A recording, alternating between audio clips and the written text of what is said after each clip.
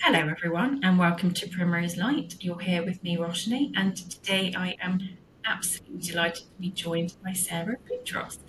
Now, Sarah is a dedicated relationship coach based in Dubai, and she specializes in helping women build more secure and healthy relationships. With her own transformative journey going from people pleasing and toxic relationships to finding confidence and building a healthy, committed relationship. Sarah offers a unique and empathetic perspective to her process that is not only rooted in studies but also from her own personal experiences, which we're going to learn a bit more about today. Sarah combines her years of training with her personal experiences and insights gained through therapy, plant medicine, and hosting personal development workshops for women to create a proven framework to help women level up themselves and their relationships. Her holistic approach addresses both emotional and physical aspects of well-being, empowering clients to break free from limiting beliefs and create an environment that allows for healthy relationships to thrive in life. So it's a really interesting session that we're going to be digging deep into. So big thank you, Sarah, for coming on Primrose Light. Thanks for having It, me. I'm very excited to be here. Fab, awesome, me too. So I guess based on kind of what we've spoken about and your amazing experience to date, I really wanted to sort of start a bit more, firstly, kind of into your background and a bit about your life in Dubai. Talk to us about kind of your formative years and then kind of what's taken you to do this really important work. Yeah, so I was actually born in London and then moved to Dubai when I was 3 with my family, where I spent a lot of time in schooling here. And I'd say that's probably where the start of this journey happened, even though it was such a long time ago, because it was through all of the experiences that I had at school that I started developing all of these issues with my relationship with myself. So I used to get bullied at school. I don't know why, but it seemed like every single school that I went to, and I went to about 5 schools, I just ended up getting bullied there. I was quite timid and reserved, so maybe easy target for some people. And yeah, it really knocked my self-esteem, and I carried that into all of my later years. We moved back to the UK, where I feel like I really started to find more of myself when I went there, because of a lot of the things that were impacting me about the culture in Dubai, which we can go into a bit later Yeah. because it's relevant to the topic that we're going to discuss today. And yeah, I was impacted by that. I carried it into my high school years, where my insecurities were driving all of my behavior. And that's when I started recognizing that I was a massive people pleaser. I was literally starving for validation from anyone.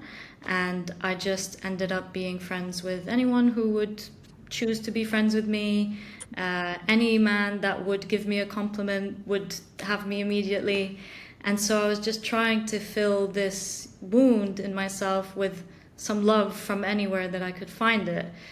But the strategy didn't really serve me very well, because the older that I got, the more that I realized that I kept ending up in these toxic friendships, toxic relationships with men, because I wasn't choosing them based on my values. I wasn't choosing them based on real connection.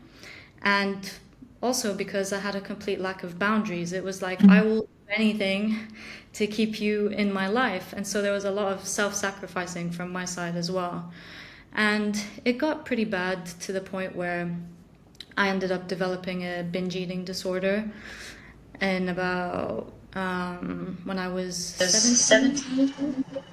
And that was kind of the big wake up call for me to have to dive into myself and start understanding like what is actually going on, because it was so out of control. My anxiety was so out of control, and I didn't really have the awareness at that time to know what it was that was causing me to feel this way. So I ended up in therapy, and we started unpacking a lot of things from my childhood.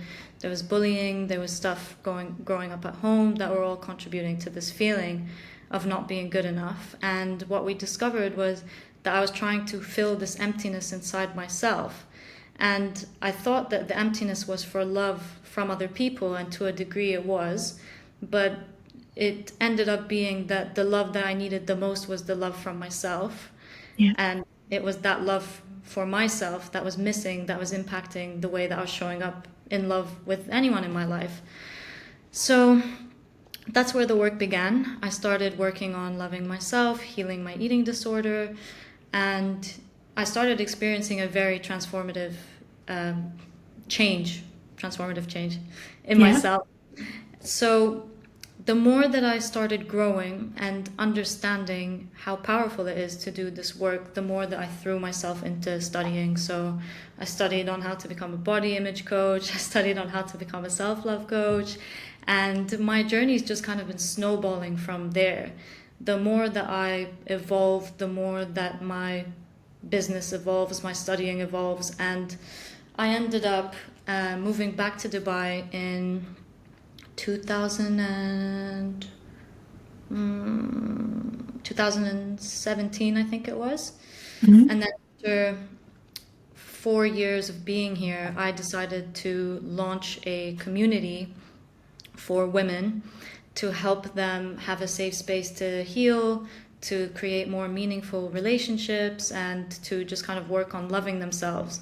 And I really found so much joy in doing that because I feel like I was trying to give back to that part of myself that felt like she was completely missing all of that. But Yeah. also, I realized that so many people did not have the awareness and did not have the tools. And that they didn't know that a change would be possible. And so I took it upon myself to spread the awareness of that, and I enjoyed it so much that I just decided to take it to a whole other level with this relationship coaching, and I feel very, very much aligned with where I am today, and I think it shows. Yeah, absolutely. No, it really does. And thank you for sharing, a really heartfelt and emotional story. It's a very vulnerable story. It's very real, but I think often in those depths of difficulty and you kind of come out on the other side, you kind of feel very empowered and you want to sort of do what you can to sort of shine that light. And I certainly see great like parallels with many of the things that you're doing and some of the stuff I'm doing. So I really honor and celebrate you and all the healing and hard work that you've been on to get to where you are, which is obviously a continuing journey, but a much Yeah. happier one. So congrats and well done to you. I mean, you said so many interesting and emotive things. I guess one of the things that really stood out was sort of your childhood and kind of some of the maybe the feelings of not being good enough and not getting the love you wanted. And often, we are just trying to kind of get by with our caretakers and they don't necessarily know kind of how to model emotional regulation and emotional safety. And I think it's become a much more common term for perhaps parents of this generation, but perhaps back when you and I were growing up, much less so. So how did you and I definitely want to talk about like how you now kind of relate to your parents, kind of perhaps having more compassion for the limited understanding that they had, but kind of managing that nicely. But I guess before that, what I really wanted to ask you was kind of, did you feel this pressure? You mentioned when we were speaking that you have a Middle Eastern background. Did you feel that you had to very much as a young girl kind of conform to a particular way of being? And could you Yeah. talk to us kind of what that looked like a bit more? Yeah, definitely. So I think I'm very lucky in the sense that even though I am Middle Eastern, my parents are not very typically Middle Eastern. They were a lot more open-minded. They grew up in their own systems of oppression, and so they were very keen to break out of that and break us out of that. But, no matter how much you take them out of the system, it's almost like kind of still encoded into their DNA. So there were still some things for sure that I found, culturally speaking, were imposed on me. And I think one of the most biggest things that I recognized was this self-sacrifice as love as a Yeah, woman. And I think it's common in the South Asian culture as well, it is. where you almost, if you want to prove that you love your family, then you will always put their needs above yours. And the way that this showed up specifically in my family was in really, really simple little things that were well meaning, such as if my mom would cook a big lunch and I would come to serve myself before my dad and my brother, she would be like, make sure that you don't take too much, make sure that you leave some for the men. And so of course, she was just trying to make sure that everybody had enough to eat. But the way that I received it was the men's needs are more important than mine because I never Mm. say any of those things to the men in the room. And so, Ah. yeah, and so I developed this kind of belief that, okay, I have to sacrifice my wants and needs for men, even though that is not what she wanted me to learn. But it's also passed down generationally, right? Like the woman typically is the oh my God, where's my English today? The woman typically is the caretaker, and the men are the providers, the leaders, and so you have to be this nurturing, you have to be this accommodating. That was a very big thing. And normally, I Um, don't know if it's similar in sort of Middle Eastern culture, but certainly in Indian culture, it used to be the men would eat first, well, the children would eat, mm, and then like the men would, and then the women eat after. I don't know if it's similar, but again, it kind of it speaks to somewhat hierarchy subtly, doesn't it? yes. Yeah, yeah, absolutely. So there wasn't a thing about like men eating first or anything like that for us, but definitely in terms of the hierarchy that the men need to be prioritized more than the Yeah. women. And the men have this sort of place and the women have this sort of place here. Mm, That was one yeah. of the big things. The other one was that there's this thing, and I think it probably exists in all cultures, but this thing about because it's family, you have to do this. Mm, Are indebted to do things that make your family feel comfortable, even if it doesn't make you feel comfortable.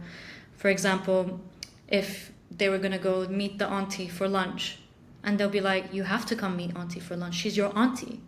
yeah. How can you not come to see your auntie for lunch? Even though I hate auntie, for example, So, so it was a lot of doing things that I didn't want to do, Mm. having that pushback if I did set my boundaries or express that I don't want to do that, that I don't like her, I don't like spending time with her, I don't want to go. Well, you have to go.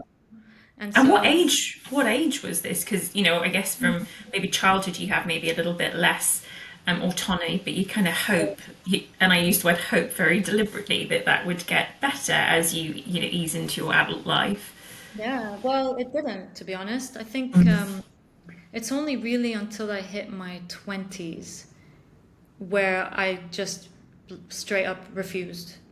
Because at a certain point, what can they do? But when you're living with them, it's really difficult because you're Yeah. living under their roof and they'll do a very good job at reminding you of how much they've done for you and how much you owe them. Yeah. Yeah. So, yeah.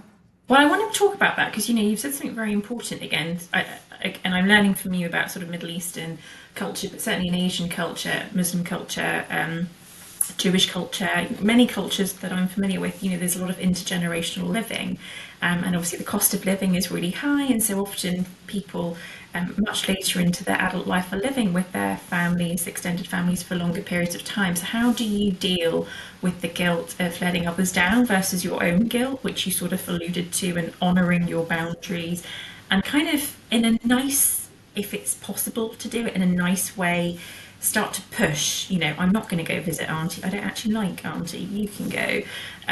How can you manage these conversations effectively, Sarah? Yeah. So the first question was around how do you navigate having to still live with the family, right? And I think a big piece of that is around setting internal boundaries because a lot of the times they will not be receptive to your boundaries. True. And so, for example, when it comes to the way that certain communication happens in the house, if you turned around to your mom and said, I won't accept being spoken to like that, she will probably just, Yeah. I don't know what to do, I'm your mother, You've all become this. very disrespectful. Exactly. And it's something that I definitely experienced myself as well. There was a point where I was really struggling when I had my eating disorder, and I was healing from my eating disorder, and I came into this like body acceptance Mm, I had with myself, and I'd gained a lot of weight, but my family wasn't very happy with my body acceptance because they yeah. thought, like, well, you're celebrating all of this, but it's wrong, it's unhealthy, you need to stop saying these things. And, that was really hard for me because I worked very hard to get to a point where Oh. I love and accept myself. And so I started pushing back Mm. before I understood how the different ways of setting boundaries with someone. And so my initial was like overcorrection, really being hard on them and saying, stop saying stuff like that to me. I won't accept you saying things like that to me. But of course, it didn't change anything, and they just didn't take it seriously. And so, one of the internal boundaries that I put for myself is if they do that, I will very calmly just collect myself and say, I'm going to actually go and do this. I just remembered I have to go and do something. And then remove myself from the situation. Because then I get to protect my own emotional safety and disengage from the conversation without Totally. having to cause another blowout. Mm. So there's so many different types of boundaries that you can set when you are living with someone that don't directly cause butting heads. But sometimes it is important to say something. You can't always just pick yourself up and remove yourself. So if you are ever in a situation where you do have to set a boundary, one of the most useful things that I've learned is about speaking about how you feel and what you need, as opposed to telling them what they're doing wrong and how they're bad. Because that is usually where the explosion happens, when they start to feel Agreed. attacked, when they start to take it personally. And of course, if you use the word you, everything just feels personal. So if you use as an example that somebody is trying to get involved with the plans that you're making for your future, one way that you can really soften the boundary is to first acknowledge that I really appreciate that you're trying to give me your input and that you care about helping me with this decision, making it really nice, really sweet. But I think that I'm going to decide on what I want to take on this.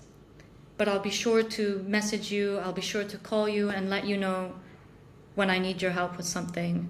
Or I think that maybe I could actually use your help with this thing. So you just deflect Yeah, away that's a from good it. idea. Yeah, deflect away from the thing and give them a different purpose to feel useful. Mm. I think that's actually a very interesting point you've made. I've never really thought about deflection. My only thought as you were saying that was that's quite exhausting, isn't it? Like you have to kind of really be on your guard and kind of keep quite sane. And I want to talk also about the ego in a minute, how it doesn't, the you versus I statements are effective obviously in romantic relationships, personal relationships, work relationships. So I definitely want to come back to that. But I guess what I was wondering is you as that individual where you're kind of being given, you're receiving all this information, opinions, judgment, whatever it is, it's really hard for you to stay grounded and then to be like, I'm going to cherry pick what I'm going to get you involved with. How do you honor your energy and kind of very carefully navigate that, because it feels to me that you've got to be really on guard, and that can also lead to exhaustion and other forms of kind of concerns that I was wondering. So, do you have any thoughts on that, Sarah? How to manage that? Yeah, absolutely. I think the answer always comes down to communication. Mm. So if you want people to stop getting less involved and you are overexhausted by cherry picking or trying to navigate Mm. yourself in the situation, then you have to teach them how you want to be treated. It's the same communication style still applies in the sense of you don't say, I need you to stop doing this. Mm. Because again, all of these types of attacking statements will be more likely to Least. cause issues. Not necessarily always, but if you're dealing with emotionally immature people who don't know how Yeah. to self-regulate, then that can definitely cause more problems than what you've even had to begin with. Yeah. Which is Yeah. a Yeah. lot of people end up staying silent as opposed to speaking up. But if you want to speak up about a boundary and just say, again, like, hey, I really appreciate you giving your input on this, but I want to make this decision on my own. So I would really appreciate it if the comments would stop. What if they don't stop and like people are adamant that you're doing the wrong thing and they're trying to protect you and they can see things that maybe you can't because you're more invested in a particular situation? How do you recommend approaching it then? It comes back to you again because the thing about boundaries that people need to understand is that it's not about controlling or changing other people's behaviors. Mm. Because if you set boundaries for that reason, you may often get disappointed when people don't. It's about you staying true to yourself, honoring yourself, speaking up for yourself, and setting your standards. And then if they don't meet those standards, then you have to set another boundary. But that boundary happens with you. So it always comes back to you. Okay, I've communicated my needs and my feelings. This person is not respecting that. What am I going to do now about this relationship, about this circumstance? Am I going to remove myself from conversations where they give their opinion? Am I going to distance myself from the relationship? They're not ideal, especially if you're dealing with family and things like that. It's very difficult. But the only other alternative is, do you stay and tolerate? Right? Mm. Yeah, no, that makes sense. And I mean, I guess it was something that you said actually at the beginning of the conversation, and also what you were saying just now, that made me want to ask you around kind of the ego, and to what extent is it our, like, how do we go about working out what actually are our needs, and is that just we're told based on what society partly tells us? Is that kind of a gut feeling? Is it our ego? How do we go about even understanding what do I want in order to then put a boundary in place? Because that feels like the first step. So I'd love for you to talk to us more about, kind of with reference to your journey, right? How did you weed through all that stuff, the eating difficulties, having low self-worth, to kind of work out, well, who's Sarah? What's she all about? And how can I honor that? Yeah. So there was a whole piece around me rebuilding my identity because I genuinely didn't have one.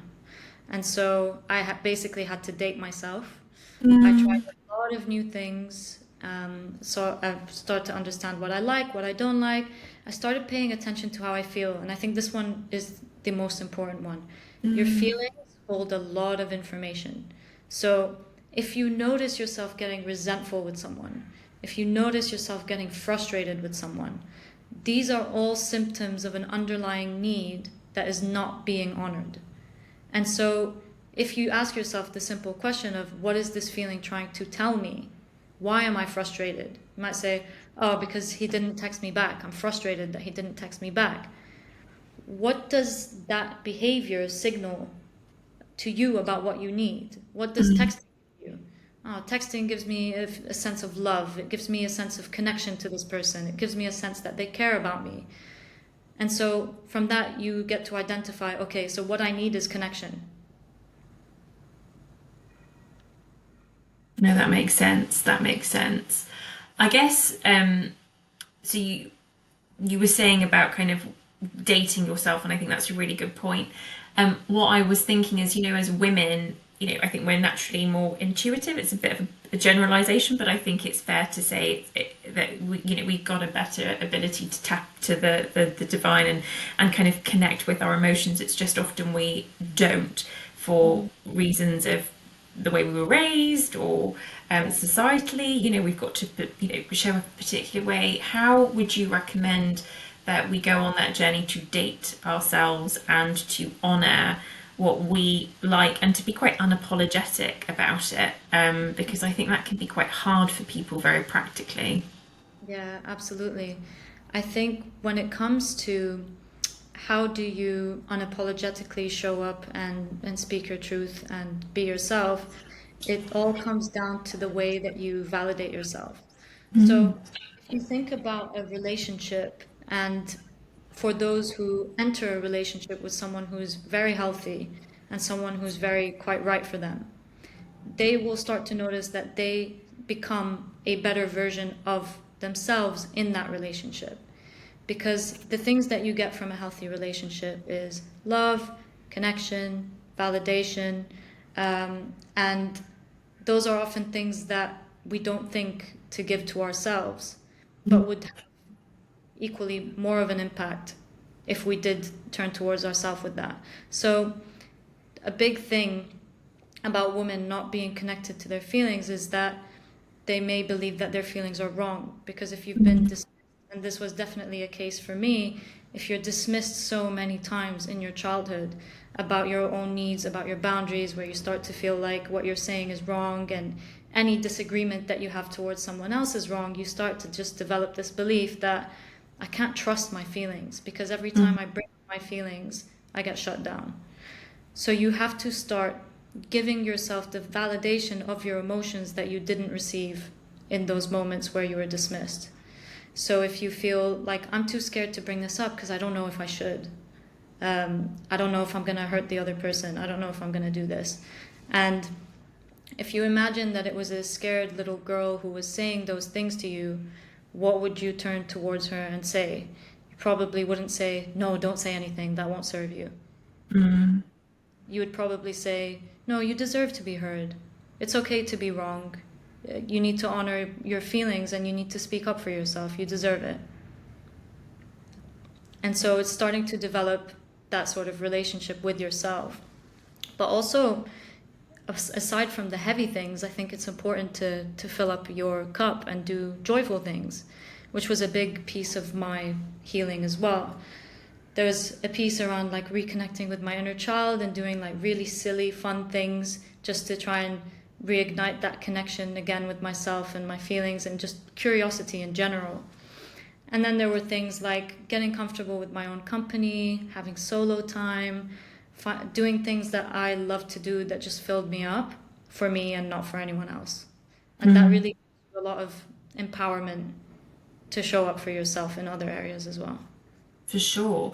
Could you like explain a bit more about kind of maybe some of the resources or the tools that you did as part of your journey? I don't know whether it's books or podcasts. Have you got any recommendations that you did, as well as maybe some of the sort of more childlike things that you've done to sort of honor yourself? And is that a journey you very much continue, Yeah. forever? Talk to us a bit more about that. Yeah, so in terms of the inner child thing, I actually worked with a play coach who helps women overcome perfectionism and people pleasing Mm. through the power of play. And she made me do all sorts of exercises where I was just like writing with my left hand with my eyes closed, really Yes. stupidly dancing to music, creating like vision boards of all the stuff that I used to love as a kid. Mm.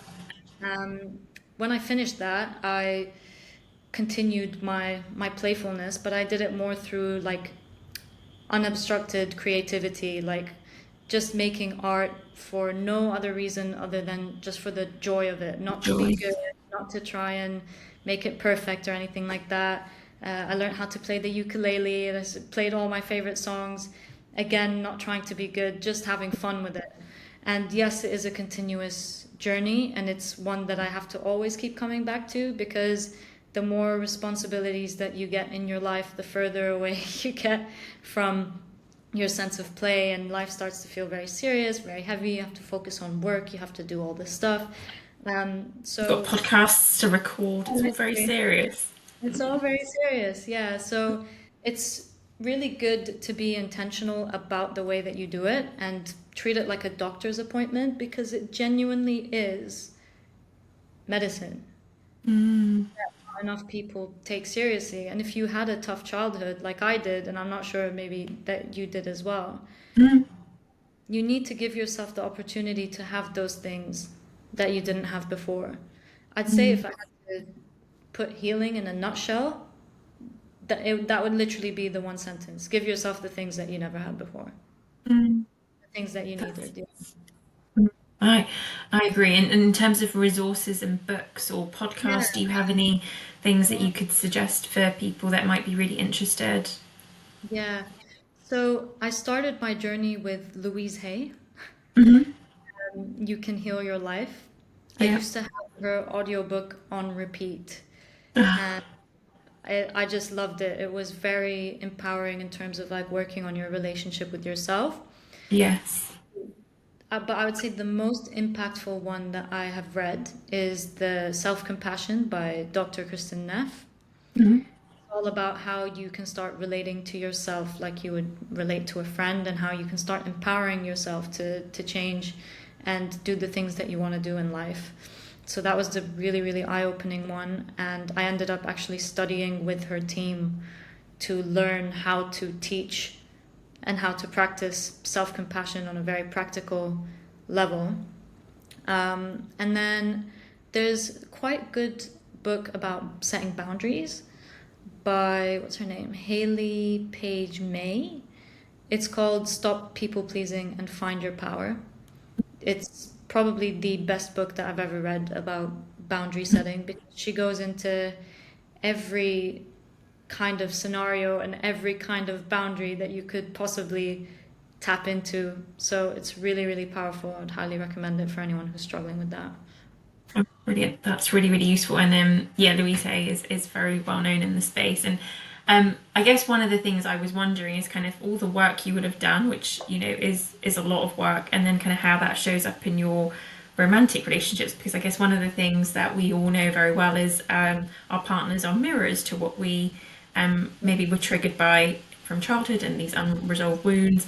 And it just can get very exhausting because it's like, oh my gosh, your partner can be your best friend and your biggest joy, but also your most, your biggest nightmare, and how you can happily navigate that dynamic whilst also managing people in your outer circle. Your family don't magically go away. So how do you feel that you've changed in that sort of relationship with your parents, and how you now show up in a better way, in a more healed way, which is a journey that you'll go on and continue with for life. But how has that played out for you?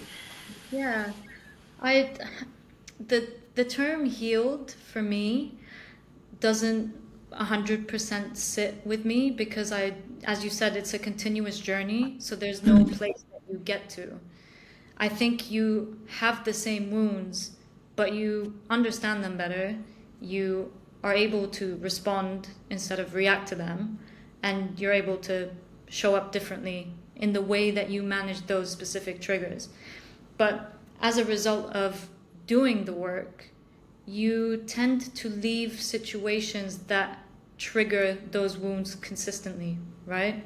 So if if I was in a toxic relationship, I would be exactly the same as what I was when I was 16. I would be triggered all the time. I would feel extremely insecure because of the circumstances that I'm choosing to be in. Whereas because I am in a healthy relationship, I don't have the same level of triggers. That doesn't mean that I don't get triggered, I still get triggered. But the difference is I know that I'm getting triggered and I'm not letting that drive my behavior. Instead, I'm reflecting. What's this trigger telling me that I need? How old do I feel when I feel this?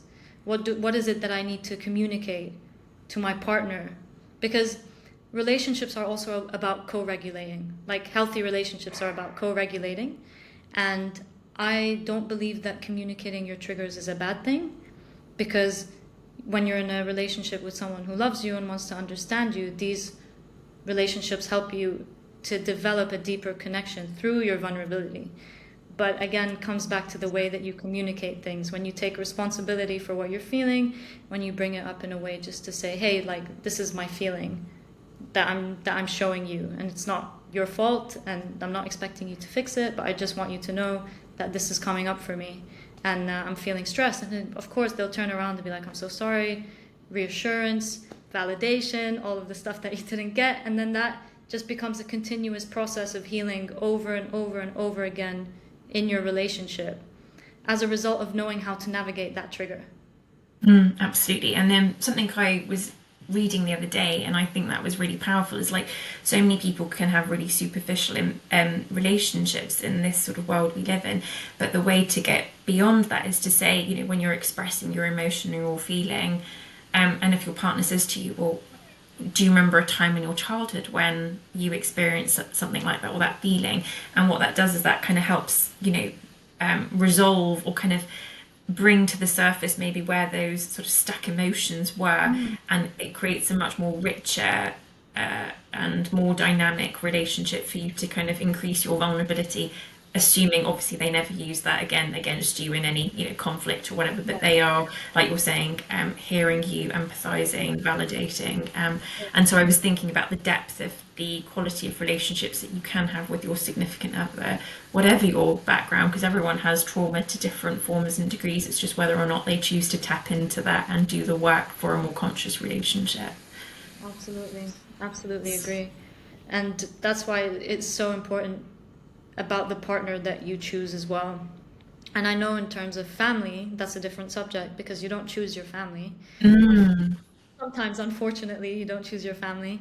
In yeah. terms of my relationship with them, it's not perfect like any relationship, but there's a lot more understanding and a lot less resentment. On both sides? So, in terms of my family and the way they feel towards me, they've always loved me. I know that they were always doing the Well, best you're that very they lovable, Sarah, so I don't doubt that to be the case. Thank you. Yeah, it's so from their side, I never felt that they had resentment towards me. I think in terms of maybe breaking out of that enmeshment, there was a bit of disappointment because Yeah. you're so like become one with them that then it's like what you were saying earlier. It's almost like what you do impacts everything about how they feel. And Yeah. how they feel used to impact everything about how I feel. So now Yes. there's healthy boundaries that I have 100% had to take responsibility for and 100% had to be okay with disappointing them for. Um, but as a result, my resentment is gone. Our relationship is better. I enjoy spending time with them, and yeah, it's just better all around, I would say. Mm. And I want to, you used the word that I was really keen for us to speak about, enmeshment. Could you explain for people that will be listening, A, what is enmeshment and how to maybe spot the signs of it? But B, then how you've dealt with the resentment that inevitably kind of comes both for you and possibly for the other people, be it family, be it partner, whatever, whoever it might be, but in this case, family, because I think it's something that many people across all cultures, geographies will experience, and it isn't really talked about, I don't feel, enough. Yeah, I agree. I first learned about enmeshment when I started doing therapy for my eating disorder. And I Mm, realized that that was one of the biggest causes of my depression and my anxiety and this lack of fulfillment. So, what enmeshment is essentially when there's no boundaries between the relationship. So, it can happen with your parents, it can happen with your friends, or it's almost like a codependency thing where you are expected to self-sacrifice to make each other happy. So there's no sense of autonomy. Their decisions have to be your decisions. Their ideas and thoughts have to be your ideas and thoughts because they see you as an extension of them as opposed to a whole different human being. And so anything that deviates away from that causes them to guilt trip, it causes them to get angry, to cause arguments. And so as a result, your mood gets impacted as well by that. And then you feel that you have to live your life for them. So the signs of the enmeshment is if you find yourself feeling like you have to ask your parents for any decision that you make. Or the way that it shows up as an adult who's not living with parents is that you always have to ask other people about your decisions. You can't make your own decisions. It feels so overwhelming for you because you never mm, had the option of making your own decisions yourself. It shows up as people pleasing. If you find that you are constantly trying to seek approval from your parents or from other people. For example, I know in the South Asian culture, this is a huge thing where people are in their parents' dream job, not their dream job. yeah. And they wake up one day and they're like, I hate my life. Like, this is not what I wanted for myself but I felt like I had to do this, otherwise I'm not Mm, worthy of this. So if you find yourself making decisions that don't feel like they're yours, that's also a sign of the enmeshment and the people pleasing. mm. Another thing is just a complete lack of identity. You don't know who you are, you don't know what you like, um, you just feel empty, confused. Do you, on that subject, and I think you've done a really interesting and fab job of explaining what enmeshment is, so thank you. But do you feel like the perpetrator in this is kind of almost narcissistic, or not necessarily? Or like, where do these systems come from? Is it because maybe that's what they experienced in their childhood, and so therefore they're kind of just bring that and they know no different because that's kind of their wiring. Where does it really come from, this concept? Are you aware? Yeah, so it really boils down to insecurity, but also cultural upbringing is a massive thing as well. You only know how to love people in the way that you've been modeled to love until you gain self-awareness and you decide to choose differently. So in my parents' case, it was a combination of both, I think.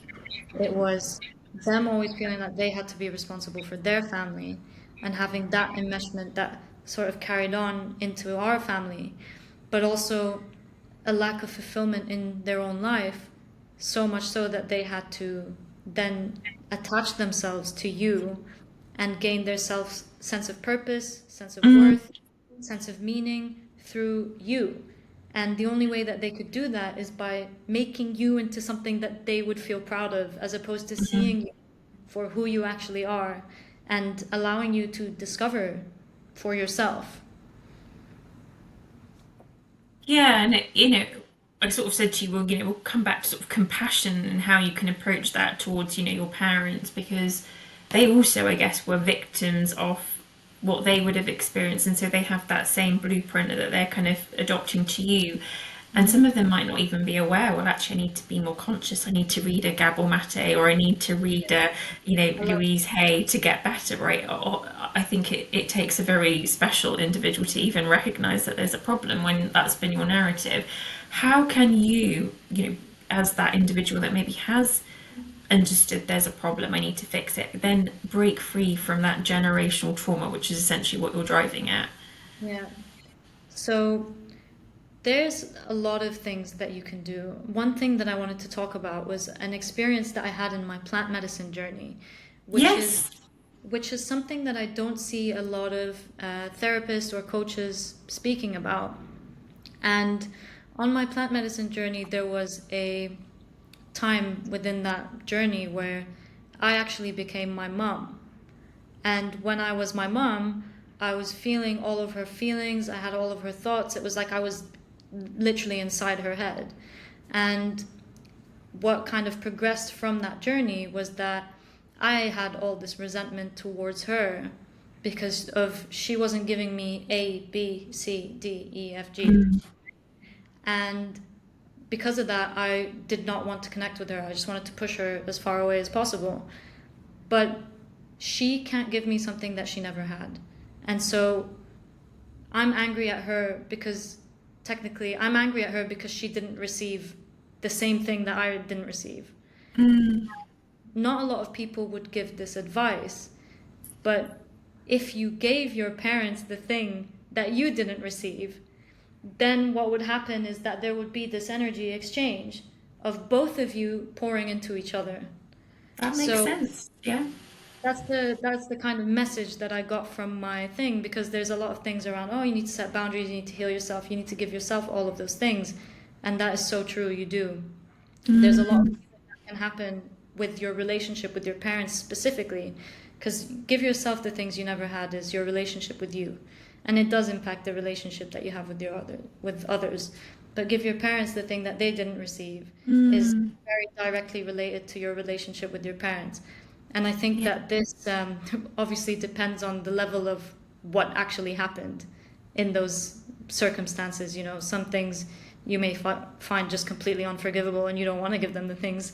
But if you have, like, generally a functioning family and you do love them and you do want to repair your relationship with them, that can be a really powerful strategy, because after that trip that I had, I came and I hugged my mom, and we had a conversation about it, and she just broke down in tears because it was so true and it was so relevant, and our relationship changed in that moment.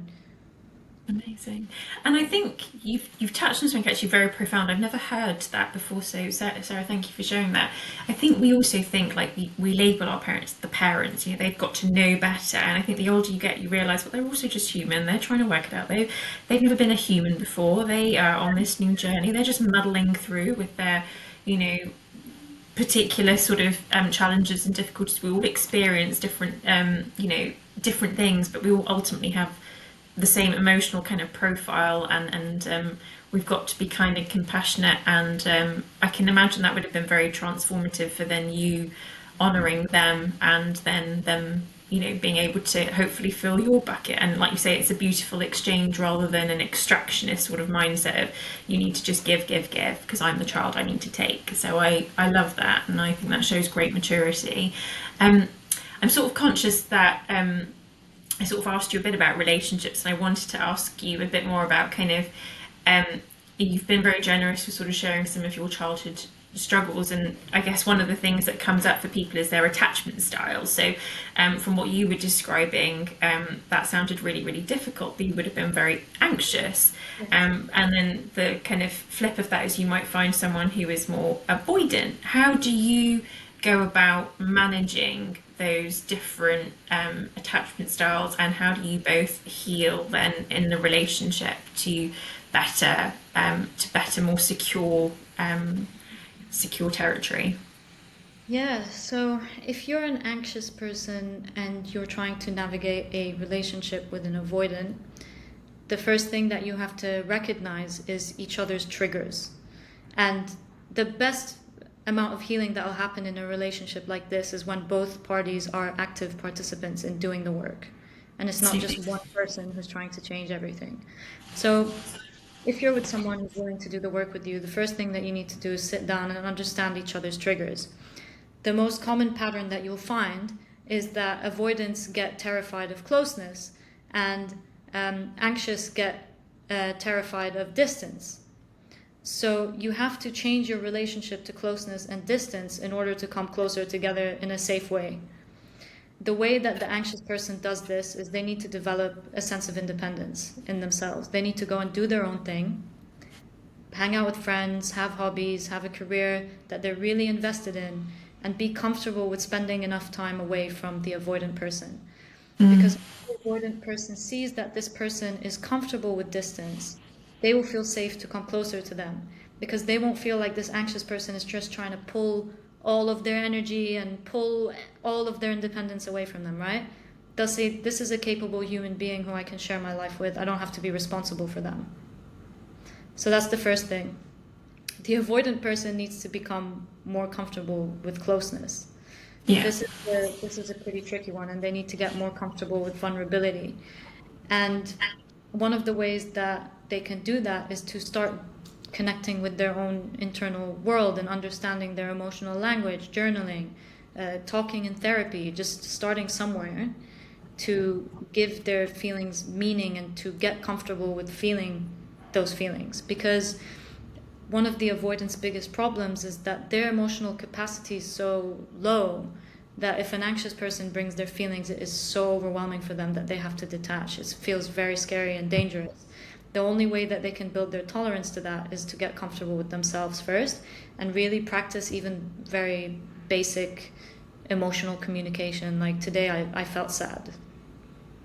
Because for some avoidant people, that's extremely difficult. And they have to change their relationship to closeness and commitment, because for them it feels like if I open my guard down and I let you in, then I'm going to lose myself. And so they have to reframe the way that they think about that, in the sense that getting closer together will amplify who you are, and it will help you grow into a better version of yourself when you're in that healthy kind of relationship. Another thing that an anxious person can do is learn how to communicate to the avoidant. The biggest fear of an avoidant, apart from finding emotions very overwhelming, is that they failed you and they're not good enough. Mm. You really want to avoid that rejection. So coming back to the same way that I've said about expressing boundaries, you talk about how you feel. You talk about what you need. You don't tell them like, you upset me and you did this and you don't do enough of this and why are you doing this? Because that taps into the core belief that makes them pull away further and then will only Yeah. activate you. So learning to communicate in that sense. And one of the things that I have recommended to one of my clients is to actually plan a check-in, like a relationship check-in. Me and my Yeah. partner this as well, but not because we're avoidant or anything, just because it actually is generally good for any relationship. But specifically for an avoidant person, it can be really useful to have a time planned in where they know that it's going to be a safe space to have conversations, so that one, they can mentally prepare themselves, and two, so that the anxious person can also think about the way they want to approach things, and they can have a more productive conversation together. And try and better get to what both people need. And but it's a dance, isn't it? And I think you get it right. Sometimes you get it wrong, but it's having that safety, isn't there, to sort of honour both of your needs and hopefully find a compromise, if that's the right word to use. If I don't necessarily like that word always, but yeah, no, thank you. It's normal. Yeah, it's like a normal part of any relationship, I think, as long as it's not self-sacrifice. So I think there's a big difference between compromise and self-sacrifice, and sometimes they can be Yeah. confused with the same thing. Um, but yeah, I think the last thing to say on the avoidant anxious thing is, once you understand that they both come from the same place of insecurity, then you understand how to approach it in a different way. Yeah, yeah. Well, there's a book that I just love. I don't know if you've come across Juliana Morano, but she Oh, is amazing. utterly phenomenal, and it's probably one of my very favorite books. But I also think that Esther Perel does amazing stuff in this Oh yeah. space, and yeah, I could just listen to these guys the whole time. But just a bit of a final thought, because I think we've almost sort of come to the end, and I think it's been such a interesting and vulnerable sort of podcast. So thank you, Sarah. But do you have any sort of final thoughts that you'd like to share with people that are listening? You also mentioned obviously about the self-sacrifice versus being compromising. So just would love for you to say another bit more to clarify the distinction, but also if you had any final thoughts. Yeah. So I'd say the distinction between self-sacrifice and compromise is the level of how much of what matters the most to you is being dismissed. So let's say, for example, I use this example. Me and my partner, we have dogs, and we've recently had to change our schedule because we have to walk the dogs, take them on 2 walks for whatever reason of the dogs playing up. But we're very different in the morning, me and my partner. I'm very slow. I cannot just get out of bed and jump and start my day. Like, that is terrible for my nervous system. I'd spend the whole day feeling anxious if I do that. Whereas he's like a rocket. He just has to open his eyes and he'll fly out the door. And usually it's not an issue for us, but because the dogs are a shared responsibility, we do both have to do something. He values his time, where he doesn't want to give up more time to avoid doing other important things in his life. And I value Yes. my time in bed because I value my nervous system, and I don't want my nervous system to be So it's fried. like two different values there. Yeah. So we've kind of had like a bit of butting heads about this. And he's like, I want to go, but I don't want to wait for you to have your time in bed. And I'm like, well, I want to have my time in bed. I'm happy to, join you if you wait. So my original time in bed is half an hour. And I said, okay, look, I know you don't want to wait. What if I cut my half an hour to 15 minutes? Then I get my time in bed. You don't have to wait too long and waste any time with your work, and we go together. Seems very sensible. So that's the compromise. The self-sacrifice would have been like, okay, well, to keep you happy, I'm just not gonna have any time in bed, and I'm gonna go. Mm, I'm gonna great spend every example. single morning. Yeah. Great point. Yeah, and it's a good compromise, and you need a reasonable partner that's going to honour that, right? So that's good. Any final thoughts, Sarah? Because you've been giving lots of tips and wisdom, but I don't want to stop you from sharing any last final thoughts. Mm, um, yeah, I think the final thoughts is probably just a takeaway for everyone who is likes reading and wants to continue learning about doing this work. The two books that I would massively recommend, one which I mentioned before, which was the Stop People Pleasing and Find Your Power in terms of boundaries, and the other one was the one that you were talking about, the Secure Love. Mm. That is a phenomenal, phenomenal book, and I think these two will change the game when it comes to your relationships. I agree. Thank you, Sarah. And if people have really enjoyed listening to you and want to find out more and maybe work with you, do you want to just take a moment to tell them a bit more about where they can find out more information about you? Yeah, so you can literally find me on Instagram. I am Sarah Boutros. All the details will be there about how you can get in touch with me if you want to do coaching. I also have a course which is all about how to create more security and confidence in your relationships, and you'll be able to find that there as well. Brilliant. Well, thank you so much, Sarah, for coming on Primrose Light. It's been amazing. And for those of you that normally listen to the podcast will know I always like to end on a quote. And the quote today is: have you ever noticed happy people don't tear others down? Secure people celebrate others' success. Peaceful people spread calm, not chaos. Confident people uplift, not criticize. When someone tries to dim your light, remember darkness speaks about the critic and not the criticized. And that's a nice quote by Vex King. So it was a nice, I thought, quote to honour the light that we all have within us and to keep shining that in spite of all the difficulties. So thank you, Sarah. Yeah, thank you. Thanks for having me. It's been a pleasure. Thank you. Wonderful. Thanks everyone for listening to Primrose Light. Until next time, you take care. God bless. Bye for now.